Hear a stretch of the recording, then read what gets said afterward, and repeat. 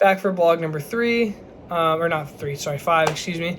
So we're talking about spheres of influence and how that pertains to anti-racist and racist policies, and how this is going to kind of tie into what I'm interested in researching for my project going forward. So something I'm going to focus on is my major. We'll start there, my academic interest, if you will. Sports and nutrition and dietetics. So essentially, I want to be a dietitian. I want to work with athletes. That's kind of my academic goal, is to graduate and get that degree and be able to apply that in the field of sports nutrition. And like I said, work with professional, hopefully Olympic athletes if that was feasible for me in the future. But essentially, the problem with this field, or the reason why there's some racist policies that surround it, isn't necessarily that they're inherently racist, but they create racism in the sense that it is very expensive to go to grad school, and you need a graduate's degree in order to complete this or to get a job as a dietitian nowadays. They now require you to have a master's degree in order to get your dietitian's license. A lot of schools, including Chico and a lot of the other CSUs, now require you to go through that 6 years of schooling. And so the reason why this is a problem is essentially the economic disparity between African Americans and white people create this idea that is it's not even an idea, it's kind of a rule of thumb. It's very expensive to go to grad school, and therefore people in more impoverished and impoverished environments who come from a community of poverty may have a very hard time or difficulty being able to afford this, especially if they have to work or they have to help family members. It may be even hard to even get through those classes in the first place. So it's the opportunity advantage that makes it kind of difficult and kind of highlights those racist policies. And now this goes back to housing discrimination in the early 40s, late 50s. Essentially, African Americans were denied the opportunity to purchase housing, even though in these better environments and in these more expensive communities, regardless if they could afford it, which they could at the time. But essentially what happened was it gave white people and people who kind of benefited from that system more opportunities to afford to buy these houses and to build that generational wealth over time. So it created this kind of racial separation between impoverished and wealthy communities. So that's kind of an idea that ties into the grad school thing. Is like I said, it's expensive and not a lot of people can afford that, and so that's what kind of makes it more of a difficult field of interest for people who might not be able to afford it. And so, as a result of that, it's going to be generally speaking mostly white people who become dietitians because they can afford to pay for that schooling in order to become one. It's not a very competitive field in the sense that there's just not a lot of money to be made. You have to really enjoy your job. There's money to be made in private practice and whatnot, but I mean, essentially, if you're going to be employed, it's not a super lucrative career, if you will. So, like I said, you must have a graduate's degree, but you also need to complete a 2 years internship. But that they work together. So essentially, it's 2 years for grad school, but it's fully around the clock. So you go through summer. Essentially, when you're not in school working, you're either sleeping or you're doing your internship. So you don't really have a whole lot of time to work, which is, like I said, part of the reason why people who may not be able to afford grad school may have a hard time being able to get through this kind of internship program tied in with the master's program, because not only if they can't afford grad school, but if they can and they have to work, then they're going to have to quit their job in order to pay for it. Student loans, etc. becomes a lot more difficult for a lot of people to obtain this if they don't have a lot of money, right? So that kind of ties into my career, which is as a sports dietitian.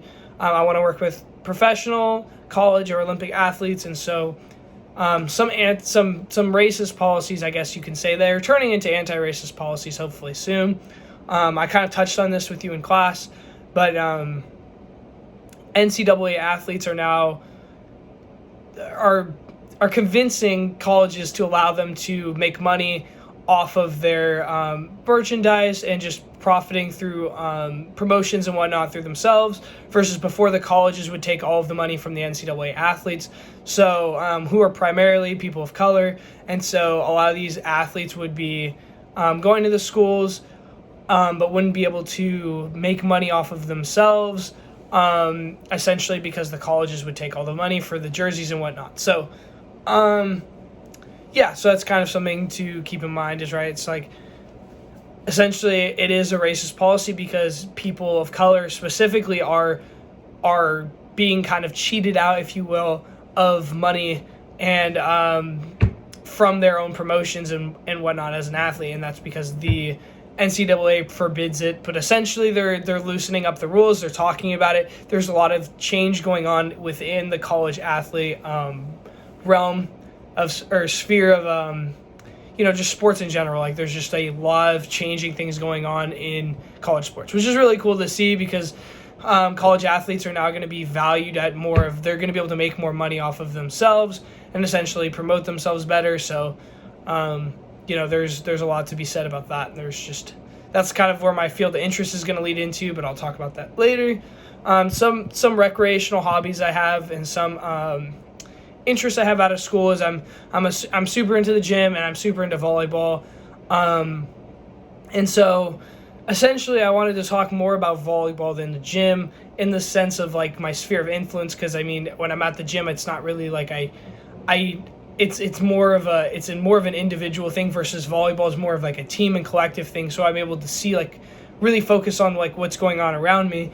And so the reason why I wanted to talk about volleyball specifically is it's a very small sport, and it's a very exclusive sport. And what I mean by that is, because of how small of a community it is and how little interest there is in the sport as of right now, it makes it very hard for people to get involved, specifically people in less economically prosperous schools. So people who come from schools that may not be able to afford a volleyball team aren't even going to get the chance to play. And then club volleyball, which is really your only other option, is extremely expensive, so it excludes a lot of people who play the sport or who are interested in playing the sport may not get the opportunity.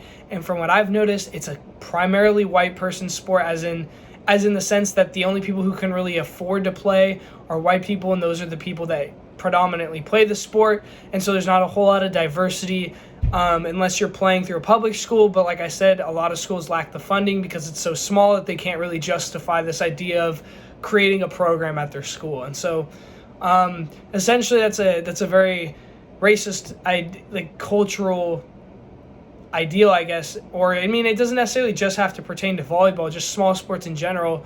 Kids aren't going to get the opportunity to get to play these sports because their schools can't afford it. And a lot of that has to do with that economic disparity I was talking about previously, because as we know, the schools are funded based on property taxes, and so schools in more impoverished areas aren't going to get as much money or as much funding. Therefore, teachers are going to get paid less. They're going to have less money for sports, etc.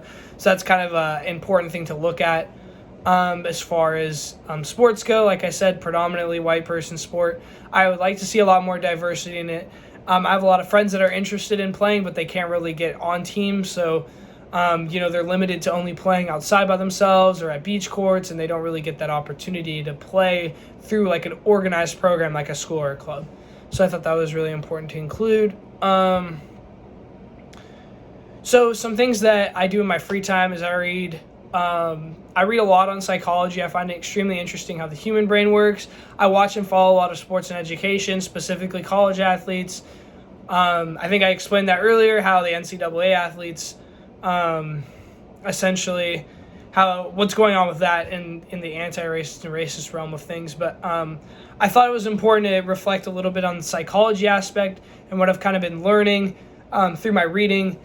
Previously, a lot of as of right now, a lot of anti-racist policy is getting put in and considered within psychology, in the sense that a lot of times people would psychologists specifically would only look at what parents were doing specifically, and how that sphere of things affected their kids. Now things are changing where the idea of essentially culture and things going on in society as a whole is affecting the way that children think and learn about things. So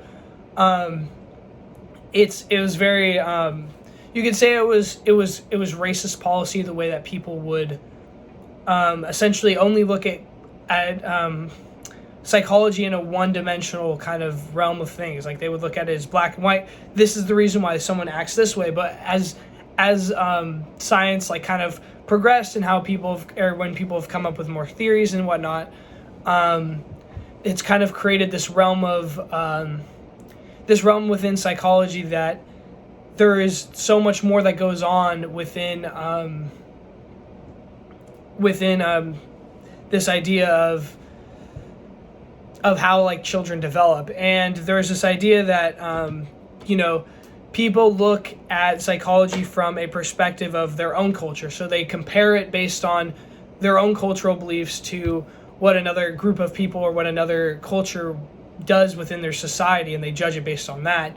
And essentially how that is flawed in a way, because every culture is kind of unique, and how you need to look at things objectively and not just subjectively based on what you think personally. So that's just some stuff that I'm learning. Psychology doesn't necessarily relate too much to anti-racist and racist policy, because it's not really something that it's not a community that I'm really a part of. But like I said, the biggest communities that I'm part of are the sports communities and just education in general. Like I followed it a lot, so I just thought that was kind of the more important things to include.